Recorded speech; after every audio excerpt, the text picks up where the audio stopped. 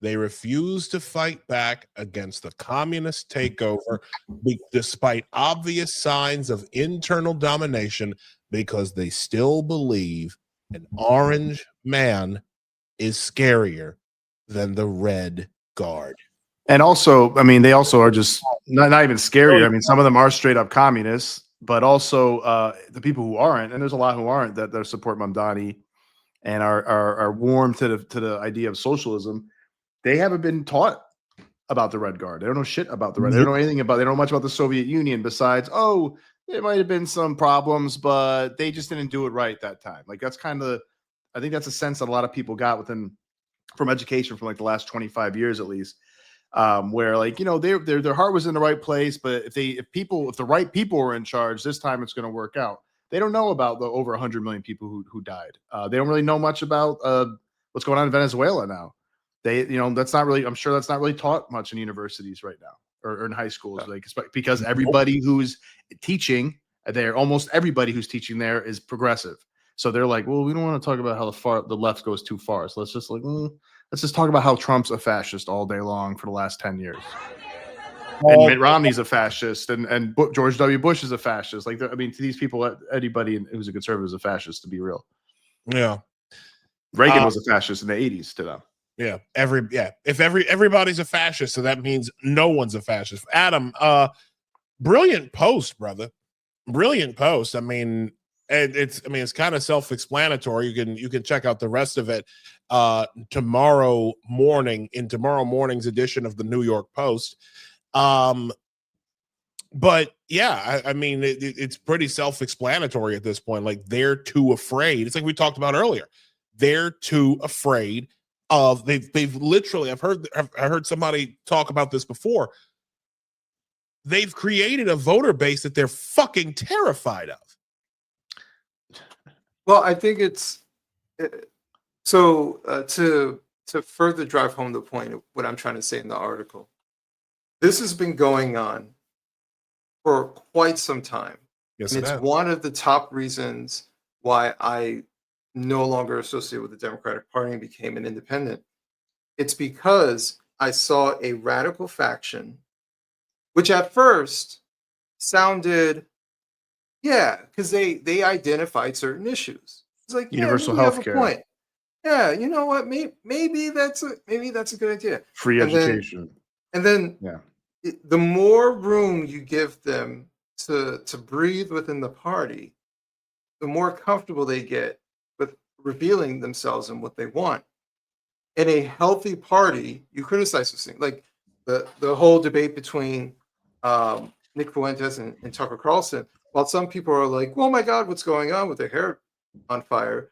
It is a magnificent thing what is happening that we are pushing back, right? Because I saw a party that did none of that. They said the threat is coming from the outside. It's coming from Trump Tower, right? Meanwhile, they're being infiltrated within their own party. And on top of that, it makes it doubly worse. They're being infiltrated. And the things that they were caring about had shifted as well. So they didn't care about the working class. They didn't care about any of it. They started moving towards wanting, and Chuck Schumer has said publicly, they want to get the wealthy, the upper middle class and above. Those are the people they're trying to cater to. So they are already becoming less favorable, and people were leaving them. Then they adopted ideologues who don't give a shit about anybody. I don't care what they say. Communists lie. They just use certain things at any given moment to advance the thing that they want, more power. So they allowed for these people to get in the room with them. They allow these people to take positions of power. They underestimated them. Once again, AOC, people say, oh, she's just a bartender. Well, this bartender is a longstanding congressman. How did that happen? Oh, it's because she had the backing of the DSA, and the DSA has been operating in New York City for quite some time. And the moment struck, and she gained power. And they proved over and over and over that they can win certain local elections. And they're proving it still that they can win. They're the only energy within the Democratic Party. They're the only energy. All the other energy is bought and paid for, the teachers unions, right? But they're old. They're nothing but old people that just show up. That's not energy. And there's also a lot of pure communists in desperation. there, Adam. Absolutely. Like, I Absolutely. mean, and like very far left, very woke. I mean, you basically communists or socialists. You've seen them before. Remember, were they saying like, "Oh, your kids belong to us" and all this shit? Like, from I was in Chicago or wherever, but like, there's younger women, like a lot of young black women, I think, if I remember correctly, saying some pretty far left shit, man. Like, and I think going out, about very DEI focused, very gender focused and stuff. Right. But that's all. It's a byproduct of the higher learning institutions, right? Yeah. Especially if you're talking about education. Well, 100%. They have to be accredited, and where are they going to? So they're all. It's a pipeline. It's all corrupted. It's all been corrupted. It's all been corrupted. But the political system is something different. The political system, there's a lot of politics at play, and they didn't do as much as we complain. Like, hey, they do some shoddy politics. Sometimes you should do that. Like, if it means that you do some shoddy politics to keep a neo-Nazi from being considered, I'm all for it. I'm all for it. If it means some shoddy politics to keep the communists, from being taken seriously, I'm all for it. There are certain things that you just do not allow. And what happened is they bent over and just fucking took it. And now, and the thing I was trying to point out also in the article, and the reason why I even pitched writing it is because Kathy Hochul had already endorsed Mamdani. She already endorsed him, right? Yep. She did that weeks prior. But she came down and she stood on stage. She didn't have to do that. And to me, in my head, signal two things. One, it's a humiliation ritual. Yep. And two, it's a sign that there's a new sheriff in town and the DSA is running the show. Yes. When the sitting governor comes down and stump speeches for the communists, who's actually in charge? The communists, especially since they booed her fucking ass off the stage, even as she was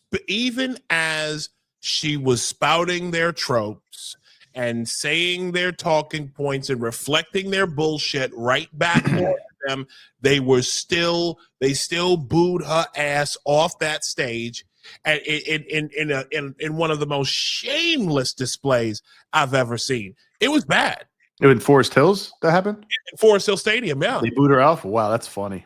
Booed her the fuck out. Yes, that's funny. And that sounds just like what you said earlier. Evergreen.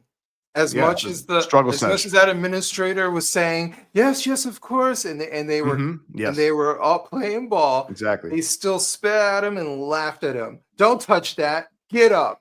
Now sit down. Yes. Power. It's a power move. It was a power move. Exactly. It's very impish. Yeah. It's very immature and impish. Remember, they're all like laughing, giggling. Put your hands up. Put your hands down. And it's similar to what we saw. It's a good analogy with Kathy Hochul. We were talking about when people were booing her. It's like, haha, yeah, you got to come down and you have to come all the way down from Albany and support our socialist Mamdani, who you probably think is an asshole, and you have to do it. Otherwise, we might get rid of you anyways. But this is your only chance of having a political future. You're right, Adam, and it's so true because I think. That is the point. The main point of what you said before is that they do not have any energy anywhere else. They have to, or they have to be John Fetterman, which means that's the only chance. That was the only other chance they have. But it's tough because you're going against the young socialists that have been indoctrinated for 20 years and in our education system, our super far left education system, increasingly so. But you'd have to be speaking common sense, which means you're going to have to be supporting a lot of what Trump's doing. Basically, you have to if you're Fetterman, and you'd have to be constantly disagreeing with the Democrats' woke shit and far left stuff. So I mean, it's like Fetterman's probably on the verge of becoming a Republican at this point. I mean, because they're going to push him out. They're going to push him out. Probably they're going to push him. They are going to push him the fuck out.